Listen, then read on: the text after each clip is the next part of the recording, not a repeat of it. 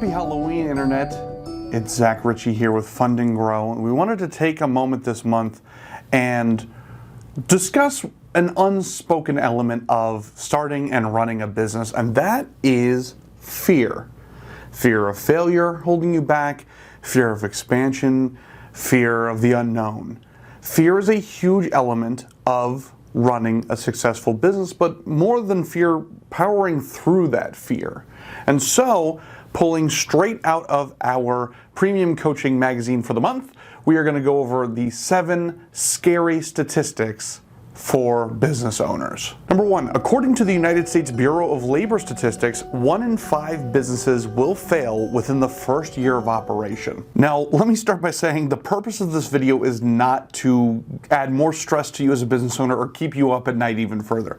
The concept here is there are things that sound terrible out there for business owners, but in reality, when you put a little bit of thought into it and kind of look a little deeper, it's not as horrifying as it first seems. So, 1 in 5 businesses fail in their first year. However, keep in mind, the Bureau of Labor Statistics, they've compiled literally every industry and dumped it all in one pile here. It's not, oh, 1 in 5 e-commerce businesses are going to close this year. It just means that by compiling every single industry, every single type of leader, every single business scenario all together, it comes down to 1 in 5.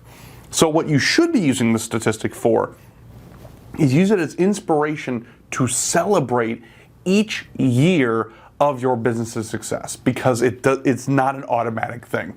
It's not an automatic guarantee that just because you start a business, you're going to see that business out to the end. 1 in 5 businesses will fail within their first year. 82% of business failures occur due to cash flow problems, according to US Bank. So what do we do with this stat? Does this mean, is this the official green light to go rob a bank? No. This statistic is just pointing out that when you are planning for the future of your business, be it next quarter, next 6 months, next year, next 5 years, you have to keep cash flow in mind in that planning process. Now, if that's a type of investment, if that's working off of business rewards that you've got with some kind of credit card, if that's using a service like Fund&Grow, whatever the case is, cash flow is the lifeblood for business, so you have to keep that in mind when you are building your plans for the future. That's all. HubSpot states that 2/3 of all emails received are never opened. Now, if you happen to run a business where email correspondence, especially with like new leads, is the building block of how you make your money, this might seem like the nail in the coffin. The 2/3 don't even open what you send. But all it means is the subject line of any business emails you're sending has to be a number 1, because 2/3 of the people you're sending emails to are not going to give you the benefit of the doubt, and they're not going to open the email just to be nice. You have to capture them with that subject line. Doesn't mean clickbaity, it doesn't mean manipulation, it just means put your whole effort into that subject line, because that is your one opportunity to get people to actually open and respond to your email correspondence. You don't get a second chance at that. So make the most of it.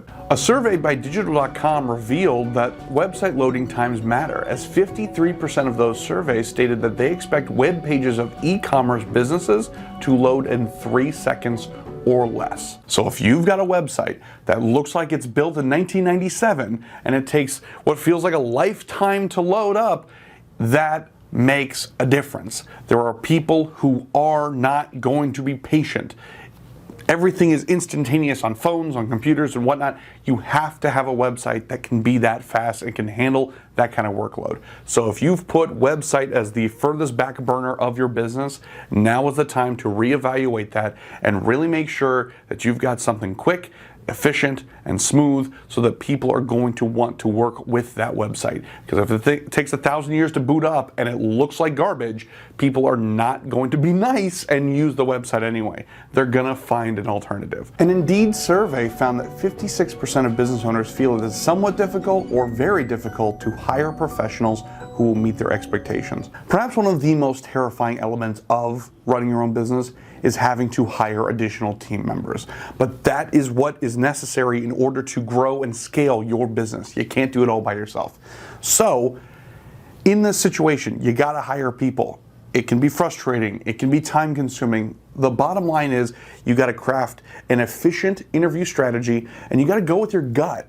It's a situation where by outlining exactly what the responsibilities are for the position you're hiring for, you're going to make that initial communication a lot clearer, a lot easier to find out, is this person actually going to work for you, or are you just both wasting each other's time? According to Fundera, approximately 81% of business owners report working overtime, specifically during the night. Hustle culture, putting the hours in, fronting the load of being that business owner, especially in a startup sense. You're going to clock a lot of hours into making that business work initially.